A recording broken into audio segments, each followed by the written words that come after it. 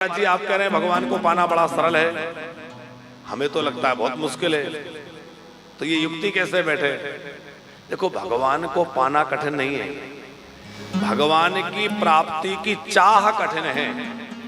शर्मा जी, हम लोगों के अंदर भगवान की प्राप्ति की चाह ही नहीं है। सच्ची बात तो ये है, हम भगवान से चाहते हैं धन मिल जाए, संतान मिल जाए, बढ़िया घर मिल जाए, बढ़िया गाड़ी मिल जाए, अच्छी नौकरी मिल जाए, यही सब तो चाहते हैं। भगवान को कब चाहते हैं?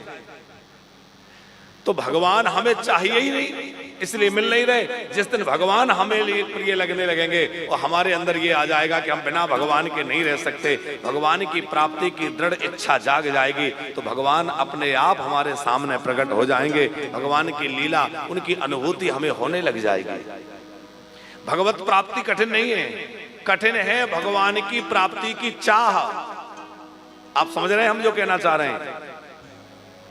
पानी दुर्लभ नहीं है, प्यास दुर्लभ है, मुक्ति दुर्लभ नहीं है, मुमुक्षा दुर्लभ है, और भगवान दुर्लभ नहीं है, भगवान को प्राप्त करने की इच्छा दुर्लभ है। और ये जो बार बार कथाएं सुनी जाती हैं, ये क्यों? कथाओं का मूल उद्देश्य है कि भगवान की प्राप्ति की चाह मन में जाग जाए कि मुझे भगवान की प्राप्ति करना है, मुझे भगवान को पाना है। ये मन में लालसा तो जगे।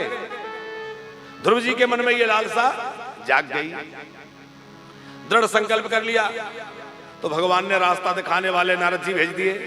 नारद जी ने कहा मथुरा चले जाओ, यमुना जी का आचमन करना, चतुर्भुज रूप का ध्यान करना, 12 अक्षर मंत्र का जप करना, सारी बातें बतला के भेज दिया। और कितने दिनों तक भजन किया ध्रुव जी ने? ऐसा नहीं कि कोई 10-50 हजार वर्षों तक तपस्या करी हो, मात्र 6 महीने ध्रुव जी ने तपस्या करी है। और 6 महीने की तपस्या से भगवान श्री हरि उनके सामने प्रकट हो गए और चतुर्भुज रूप में आके ध्रुव जी को दर्शन दिया है, ध्रुव जी को सनाथ कर दिया है। कलिकाल में भगवत प्राप्ति बड़ी सरल है, इसलिए खूब भगवान का आश्रय लीजिए, कथाओं का आश्रय लीजिए। भगवान की सुंदर झांकी ध्रुव जी ने दर्शन किया और ध्रुव जी महाराज ने भगवान की स्तुति करने का सोचा। शर्मा जी, छोटे से बच्चे ध्रुव जी के सामने भगवान खड़े हैं, बड़ी सुंदर झांकी है, चतुर्भुज भगवान शंख चक्र लेके खड़े हैं, पीतांबरधारी, और इधर ध्रुव जी बैठे खड़े हैं। और ध्रुव जी सोच रहे हैं कि गुरु जी ने सब कुछ बतलाया था, पर ये नहीं बतलाया कि भगवान सामने आ जाए तो क्या करें। अब मैं क्या करूं? पूजा करूं तो कोई सामग्री नहीं, और स्तुति करूं तो कुछ आता जाता नहीं। अब मैं, भगवान तो सामने आ गए, पर करूं क्या? भगवान समझ गए कि भक्त के मन में दुविधा है, तो भगवान ने अपना जो शंख है, वो शंख भगवान ने ध्रुव जी के कपोल से स्पर्श करा दिया। और ध्रुव जी के कपोल से जैसे ही शंख स्पर्श हुआ, ध्रुव जी महाराज को वेदवाणी प्रकट हो गई। ध्रुव जी के मुख से अपने आप श्लोक निकलने लग गए, वेदवाणी प्रकट हो गई ध्रुव जी के मुख से। योऽन्तः प्रविश्य मम वाचमिमां प्रसूप्ता संजीवयत्यखिल धाक्तिधरा स्वधामना अन्यस्य हस्तचरण श्रवणत्वगादि प्राणान् नमो भगवते पुरुषाय तुभ्यं। योऽन्तः प्रविश्य वाचमिमां प्रसूप्ता संजीवयत्यखिल सत्यधरा स्वधामना अन्यस्त हस्तचरण श्रवणात्वगादि प्राणान् नमो भगवते पुरुषाय तुभ्यं। ध्रुव जी कह रहे हैं, हे भगवान, आप सर्वशक्ति संपन्न हैं, आपने मेरी सोई हुई वाणी को जगा दिया, समस्त इंद्रियों में चेतना बनकर आप ही विराजमान हैं, आपको मेरा बारंबार नमस्कार है। फिर बहुत लंबी स्तुति ध्रुव जी ने करी है। चाहे जितना कोई पढ़ लिख ले, दुनिया के ज्ञान को अर्जित कर सकता है, पर वास्तविक ज्ञान तो भगवत कृपा और गुरु कृपा से ही प्राप्त होता है। बिना गुरु की कृपा के और बिना भगवान की कृपा के वह वास्तविक ज्ञान प्राप्त नहीं हो सकता। इसीलिए पुराने समय में शिष्य जो होते थे, चाहे जितने बड़े घर के हों, राजकुमार हों, वो गुरुजी के घर पढ़ने जाते थे। शर्मा जी, क्या दशरथ जी वशिष्ठ जी से ये नहीं कह सकते थे कि आप यहीं आके हमारे बच्चों को पढ़ाइए? हमारे राम लक्ष्मण जो हैं बड़े सुकुमार हैं और गुरुकुल में नहीं रह पाएंगे, तो आप यहीं आके राजमहल में पढ़ा दिया करें, जैसे आजकल ट्यूटर आ जाते हैं। तो क्या वशिष्ठ जी राजमहल में नहीं पढ़ा सकते थे? पढ़ा सकते थे, लेकिन फिर भी दशरथ जी ने उनको वहां नहीं बुलाया। इतने प्राण प्रिय अपने चारों पुत्र हैं, फिर भी उनको कहां भेजा? गुरु जी के घर पढ़ने भेजा। गुरु ग्रह गए पढ़न रघुराई। तो गुरु जी के घर जाके पढ़ाई करने से क्या लाभ हुआ? बोले अल्प काल विद्या सब आई। गुरु चरणों में बैठने से वास्तविक ज्ञान होता है। सारा ज्ञान उनको बड़ी जल्दी हो गया।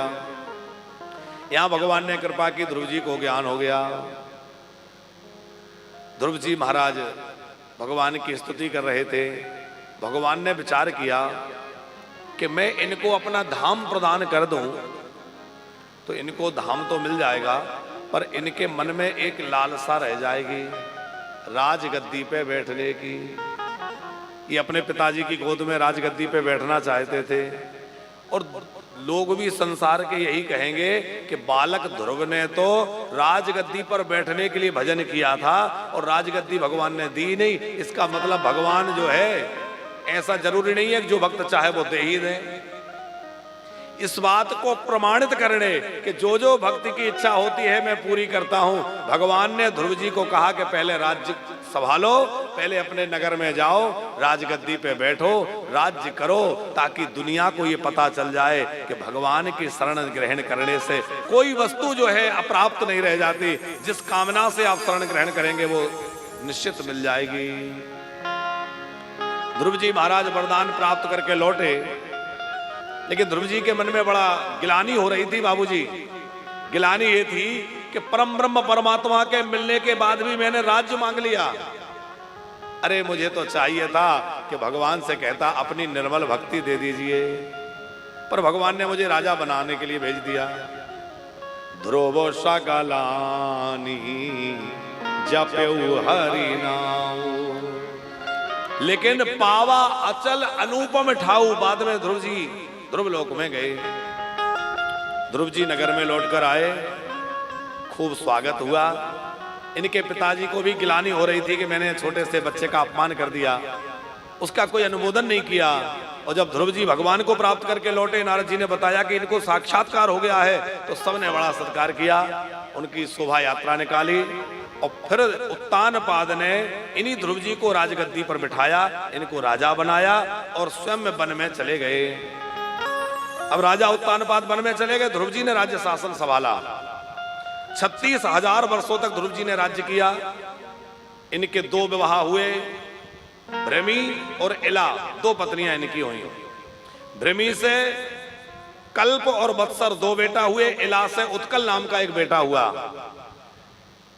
फिर आगे चलकर यक्षों के साथ इनका युद्ध भी एक बार हो गया। फिर वन में इन्होंने प्रस्थान किया, अपने बेटे उत्कल को राजा बना करके, और ध्रुव जी वन में चले गए।